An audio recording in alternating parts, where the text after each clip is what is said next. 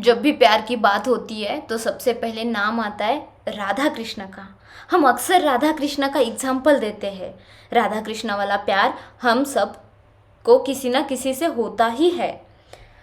राधा कृष्ण एक दूसरे से बहुत प्यार करते थे, फिर वो अलग क्यों हो गए, उन्होंने शादी क्यों नहीं की। यहीं पर हम गलती करते हैं, क्योंकि राधा कृष्ण कभी भी मूव ऑन नहीं हुए थे।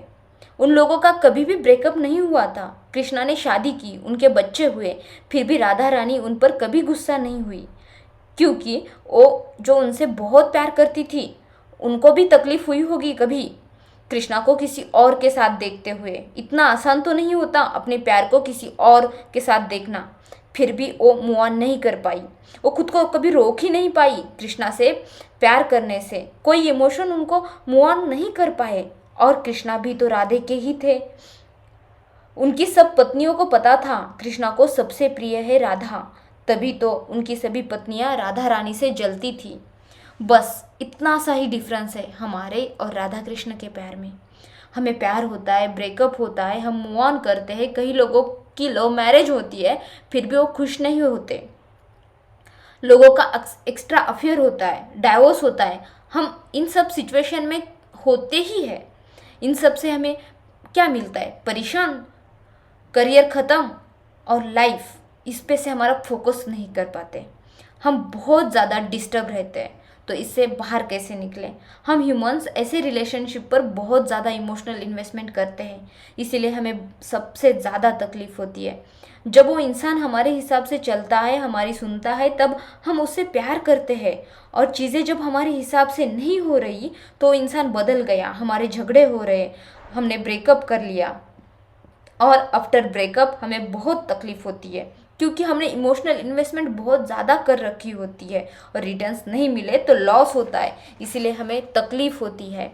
पर हम ये सब खुद के लिए ही तो करते हैं। हमें कोई पसंद आता है, किसी से बात करना अच्छा लगता है, इसीलिए हम उस रिलेशनशिप में आते हैं और सिचुएशन के साथ हमें उससे प्रॉब्लम्स होने लगती है। फिर हम मूव ऑन होते हैं, चीज़ें बहुत ज़्यादा ख़राब होती है और इसके साथ लाइफ, करियर सब खराब होने लगता है। और एक पॉइंट पर आकर हम उस इंसान के बारे में बात तक करना पसंद नहीं करते। कहा गया ओ प्यार, इंसान तो वही है ना, हमने सोचा कुछ था और इंसान निकला कुछ और। पॉजिटिव और नेगेटिव दोनों बातें होती है एक इंसान में। वो इंसान दिखाता नहीं और हम देख नहीं पाते। टाइम के साथ हमें उसकी नेगेटिव साइड पता चलती है और फिर हमें प्रॉब्लम्स होने लगती है। तो इस पर एक ही सॉल्यूशन है मेरे दोस्तों, इमोशनल इन्वेस्टमेंट करो पर रिटर्न्स की अपेक्षा मत करो। उस इंसान की नेगेटिव साइड को पता करो और सोचो लाइफ में आप उसके साथ रह सकते हो इस नेगेटिव साइड के साथ। इंसान को आपके हिसाब से चेंज मत करो। यही तो प्यार होता है, जो जैसा है उसे वैसे ही स्वीकार करो और उससे प्यार करो। प्यार के नाम पर किसी को बदलने की ज़रूरत नहीं है। प्यार के नाम पर हमें जो पसंद है, हमें क्या अच्छा लगता है, इस हिसाब से हमारा प्यार नहीं होता।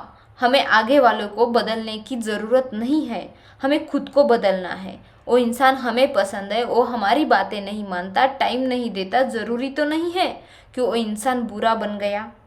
क्योंकि प्यार सच झूठ अपेक्षाओं से परे है।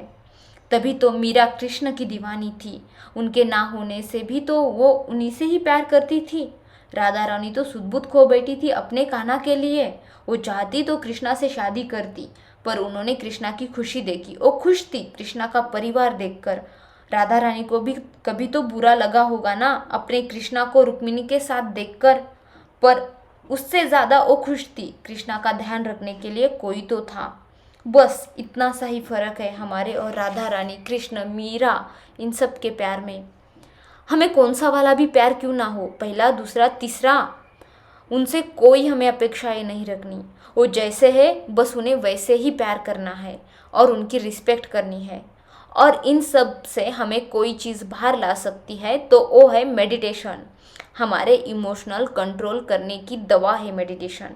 प्यार करो, किसी को बदलने के लिए नहीं, और किसी के लिए खुद को भी मत बदलो, क्योंकि कृष्णा ने कभी भी राधा रानी को बदला नहीं और उन्हें कभी फोर्स नहीं किया कि साथ चलो, शादी करो, बरसाना छोड़ो। ये कभी कृष्णा ने राधा से कहा ही नहीं। कृष्णा चाहते थे राधा रानी से ब्याह करना, और राधा रानी भी तो उनसे ही प्यार करती थी, पर उन्होंने कृष्णा को रोका तो नहीं, उन्हें जाने दिया अपने कर्तव्य के पथ पर। वो चाहती तो उनको रोकती या खुद उनके साथ चली जाती, पर सिचुएशन कुछ ऐसी थी कि उनके अपने कर्तव्य थे, इसीलिए दोनों ने अपना अपना कर्तव्य चुना और कृष्णा चले गए मथुरा, राधा रानी रह गई बरसाना। वहां जाकर कृष्णा ने अपनी दुनिया बसाई, उन्होंने रुक्मिणी से शादी कर ली। तभी राधा को कितनी तकलीफ हुई होगी, कृष्णा पर गुस्सा आया होगा, पर राधा तो खुश थी, कोई तो था कृष्णा के साथ, उसका ख्याल रखेगा। 16,108 शादियां कर ली थी कृष्णा ने, तभी भी राधा को तकलीफ हुई होगी, कृष्णा पर बहुत गुस्सा आया होगा, पर राधा तो खुश थी, मेरे कान्हा का इतना बड़ा परिवार हो गया है। 16,108 पत्नियां थी उनकी, पर राधा को कभी किसी से शिकायत या प्रॉब्लम नहीं थी। पर एक राधा रानी थी जिनसे 16,108 पत्नियों को प्रॉब्लम थी।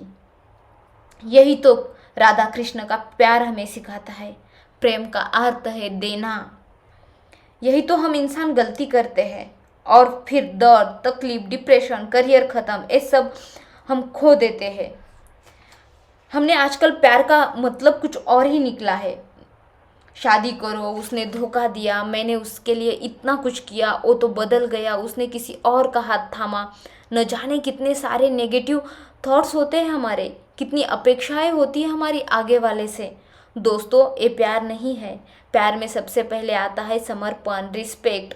आप लोग किसी कारण से अलग हो गए हो तो वो ज़िंदगी में किसी और के साथ है, उसने मेरे साथ गलत किया, उसने जो किया सो किया, आप तो उनसे प्यार करते थे ना कभी, तो रिस्पेक्ट करो अपने उस मोमेंट की। और अगर आप अलग हो गए हो किसी प्रॉब्लम की वजह से, तो एक अच्छे नोट पर आपका रिलेशनशिप ख़त्म करो और किसी को आपका इस्तेमाल भी मत करने दो, वो इंसान कितना भी बुरा क्यों ना हो। एक अच्छे नोट पर एक रिलेशनशिप को छोड़ दो, तभी आपको तकलीफ़ कम होगी। यही सिखाता है हमें राधा कृष्णा का प्यार, कि एक दूसरे की रिस्पेक्ट करो। अगर हमने एक दूसरे की रिस्पेक्ट कर ली तो हम डिप्रेशन से बच सकते हैं और हमारा करियर पे फोकस भी बन सकता है। प्यार का अर्थ होता है देना,